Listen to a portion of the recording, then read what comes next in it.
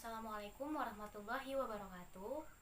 Selamat siang, Bapak APT Yance Anas MSc sebagai dosen pengampu mata kuliah farmakoterapi terapan. Selamat siang teman-teman semuanya. Perkenalkan, kami dari kelompok 12 akan mempresentasikan hasil dari diskusi kelompok kami. Sebelumnya, perkenalkan, saya sendiri, Mezi Nadila sebagai moderator, dan dua teman saya, Widya Astuti dan Rian Resta Lismelia sebagai penyaji. Baik, untuk presentasi pertama akan disajikan oleh Mbak Rian. Kepada Mbak Rian, saya persilahkan. Terima kasih Mbak Mezi. Di sini kami mendapatkan kasus sebagai berikut.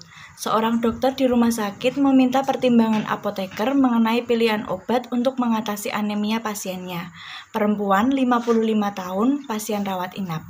Pasien mempunyai riwayat penyakit gagal ginjal kronis dengan nilai Hb 8 gram per desiliter dan kadar ferritin 150 nanogram per mililiter.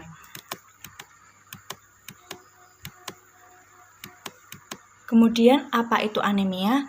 Anemia adalah sekelompok penyakit yang ditandai dengan penurunan baik hemoglobin atau volume sel darah merah yang menghasilkan penurunan kapasitas pengangkutan oksigen darah.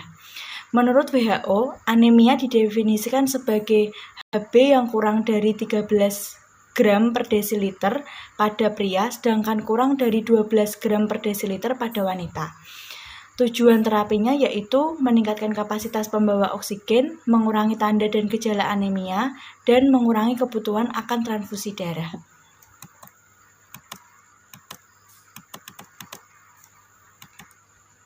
Penyebab utama anemia pada CKD adalah penurunan produksi eritropoietin dari hormon glikoprotein yang diperlukan untuk eritropoiesis atau produksi sel darah merah, di mana produksi terjadi sekitar 90% oleh fibroblast interstitial di korteks ginjal. Selain itu, karena penurunan penyerapan zat besi pada gastrointestinal, peradangan, seringnya melakukan tes darah, kehilangan darah dari hemodialisis, dan peningkatan kebutuhan zat besi dari stimulasi eritropoiesis terapi agen atau ESA dapat memicu terjadinya anemia pada CKD. Tanda dan gejala pada anemia CKD dapat berupa kelelahan, sesak napas, intoleransi dingin, nyeri dada, kesemutan pada ekstremitas, takikardia, sakit kepala, dan malaise. Sasaran terapinya yaitu meningkatkan kadar hemoglobin untuk penderita gagal ginjal pada rentang 11-12 gram per desiliter. Patofisiologi pada anemia CKD yaitu pada individu dengan fungsi ginjal normal, konsentrasi eritropoietin dalam plasma meningkat secara eksponensial sebagai respon terhadap hipoksia. Namun, respon ini hilang ketika penyakit ginjal berkembang menjadi CKD3 dan lebih tinggi. Hasilnya adalah anemia normokromik dan anemia normositik. Kekurangan zat besi sering terjadi pada individu dengan penyakit ginjal lanjut yaitu CKD4 dan CKD5 karena penyerapan zat besi pada gastrointestinal, peradangan, seringnya melakukan tes darah, kehilangan darah dari hemodialisis, dan peningkatan kebutuhan zat besi dari stimulasi eritropoiesis terapi agen. Hepsidin adalah hormon yang diproduksi oleh hati secara langsung untuk menghambat protein ferroportin yang mengangkut besi keluar dari penyimpanan. Ketika simpanan zat besi tinggi, produksi hepsidin meningkat dan menghasilkan penurunan penyerapan zat besi di usus, gangguan daur ulang zat besi dari makrofag, dan penurunan mobilisasi zat besi yang disimpan dari hepato. Produksi hepsidin juga disebabkan oleh peradangan atau infeksi. Akibatnya, peningkatan hepsidin dalam kondisi inflamasi dapat menyebabkan penyerapan besi dan produksi sel darah merah tidak efektif. Sebaliknya, produksi hepsidin berkurang ketika simpanan besi rendah. Faktor-faktor tambahan yang berkontribusi terhadap pengembangan anemia CKD adalah penurunan rentang hidup sel darah merah atau dari normal 120 hari menjadi 60 hari pada individu dengan CKD 5D.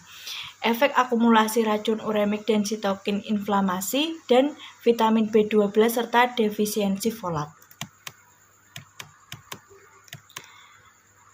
Tujuan terapi secara rinci mengenai anemia CKD yaitu hemoglobin merupakan protein yang mengandung zat besi dalam sel darah merah yang akan membawa oksigen ke seluruh tubuh. Anemia merupakan suatu penyakit yang dapat ditandai dengan rendahnya kadar hemoglobin. Tujuan terapi pada anemia CKD yaitu meningkatkan kapasitas pembawa oksigen, mengurangi tanda dan gejala anemia, dan mengurangi kebutuhan akan transfusi darah. Dengan sasaran terapi peningkatan kadar hemoglobin, maka diharapkan kapasitas pembawa oksigen meningkat, gejala dan tanda anemia yang dirasakan pasien dapat teratasi, serta kebutuhan transfusi darah dapat berkurang. Selanjutnya, untuk slide berikutnya akan disampaikan oleh Mbak Widya. Terima kasih Mbak Rian. Saya akan melanjutkan presentasi dari Mbak Rian, yaitu untuk konsep terapi dapat kita lihat pada algoritma ini. Terapi farmakologi untuk anemia pada CKD adalah suplemen zat besi untuk mencegah dan memperbaiki kekurangan zat besi, dan terapi ESA untuk memperbaiki kekurangan eritropoietin. Suplemen zat besi adalah terapi lini pertama untuk anemia pada CKD. Apabila pasien kekurangan zat besi, sebagian besar individu dengan CKD lanjut, terapi kombinasi dengan zat besi dan ESA diperlukan untuk mencapai target HB. Dan untuk pasien anemia yang gagal ginjal seperti pada kasus kami, yang memiliki nilai HB 8 gram per DL dan kadar peritin 150 nanogram per mili, mendapatkan terapi dengan ESA dosis rendah dan dikombinasikan bersama zat besi sebagai terapi tambahan. Untuk terapi yang diberikan kepada pasien yaitu golongan epoetin alpha, nama obat Hemapo 3000 unit, diberikan secara intravena, bentuk sediaan injeksi, durasi dosisnya yaitu 50 unit per kilogram berat badan dikalikan 60 kg berat badan pasien, yaitu jadi dosis yang digunakan 3000 unit Hemapo. Durasi pengobatan diberikan 3 kali dalam seminggu secara intravena selama 4 minggu. Dan untuk zat besi digunakan obat perosulfat 200 mg, bentuk sediaan tablet per oral, dosis 200 mg, durasi penggunaan 1 kali sehari 1 tablet selama 1 bulan sampai 3 bulan. Dan untuk mekanisme kerja obat yaitu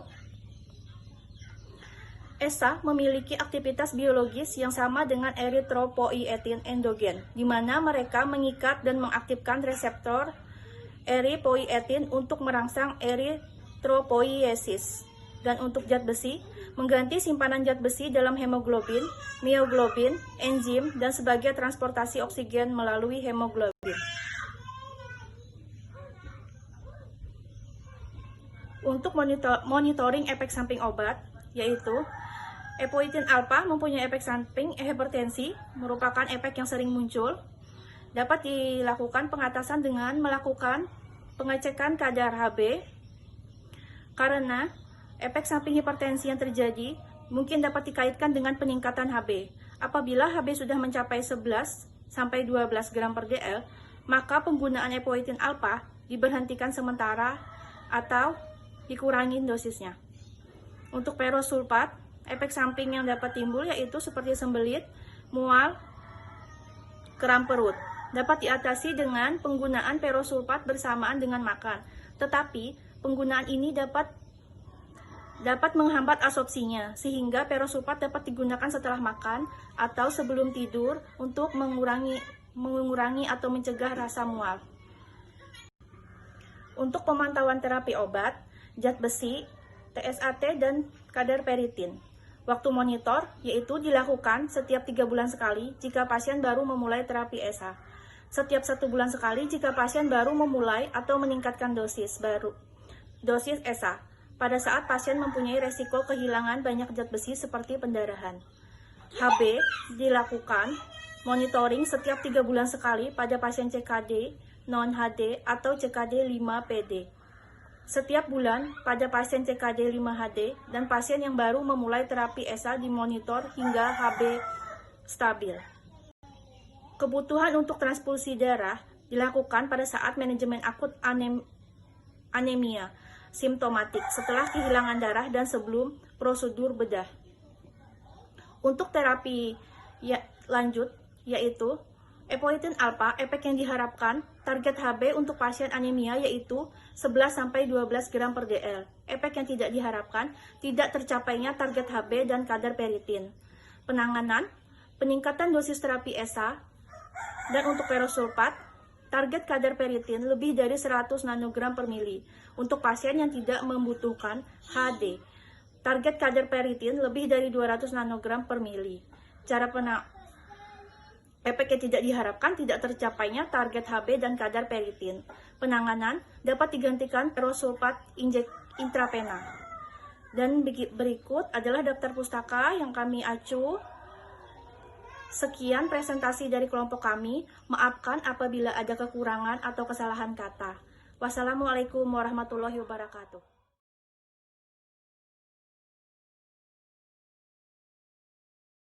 Halo, selamat siang. Dari instalasi farmasi, ada yang bisa saya bantu?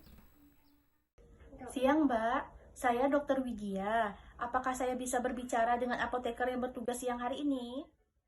Oh iya dok, dengan saya sendiri, Mezi, apoteker yang bertugas pada siang hari ini. Ada yang bisa saya bantu?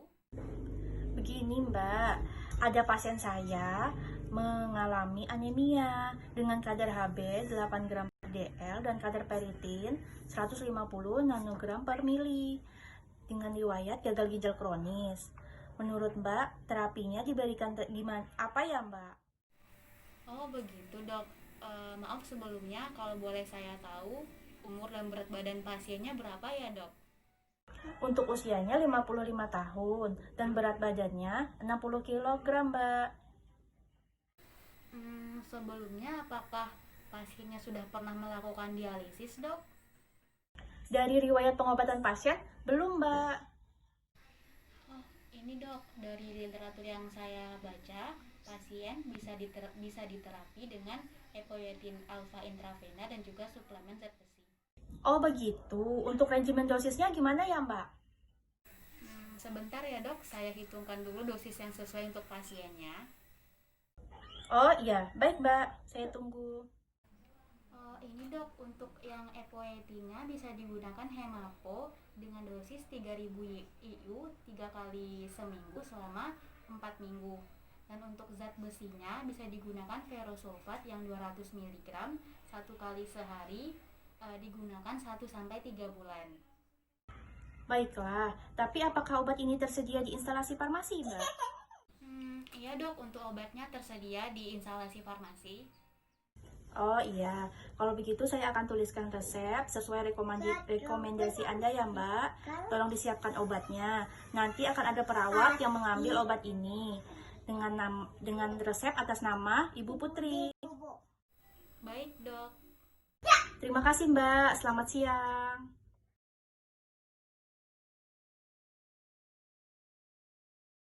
Selamat siang, Mbak. Selamat siang Mbak, ada yang bisa saya bantu? Iya, Mbak, saya mau mengambil obat pasien dari Dr. Widya atas nama Nyonya Putri. Ini Mbak resepnya. Apakah obatnya sudah siap, Mbak? Oh iya Mbak, obatnya sudah saya siapkan. Sebentar ya, saya ambilkan dulu. Iya, Mbak. Iya Mbak, ini obatnya. Sebelumnya maaf, ini resep dari Dr. Widya untuk pasien yang bernama Nyonya Putri. Ini obatnya ada 2, epoetin intravena dan ferosulfat. Untuk yang epoetinnya nanti dengan dosis 3000 IU bisa digunakan 3 kali seminggu selama 4 bulan dan dilakukan pengecekan hemoglobin. Dan untuk yang ferosulfat dosis 200 mg nya nanti digunakan 1 kali sehari selama 1-3 bulan. Untuk mengurangi efek sampingnya nanti bisa digunakan sebelum tidur atau sesudah makan. Oh, begitu. Iya, Mbak. Baik, nanti saya berikan sesuai dengan apa yang Mbak jelaskan. Nah, selain itu, adakah hal lain yang harus diperhatikan, Mbak? Iya Mbak, ini untuk obat yang epoetinnya yang digunakan 3 kali seminggu ini memiliki efek samping hipertensi sama kejang. Jadi ketika digunakan saat hemoglobinnya lebih dari 13 gram per desiliter, itu bisa menyebabkan tromboemboli sama trombolisis. Jadi yang hemoglobinnya memang harus sangat diperhatikan. Jika hemoglobin pasiennya sudah mencapai 11-12 gram per desiliter, maka hemaponya bisa dihentikan.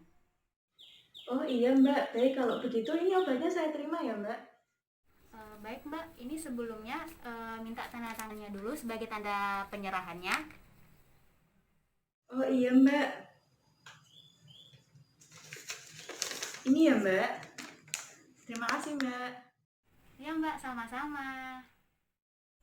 Baiklah, cukup sekian presentasi dari kelompok kami. Untuk teman-teman yang ingin bertanya bisa langsung ke grup diskusi. Akhir kata lebih kurang saya ucapkan mohon maaf apabila ada kesalahan. Assalamualaikum warahmatullahi wabarakatuh.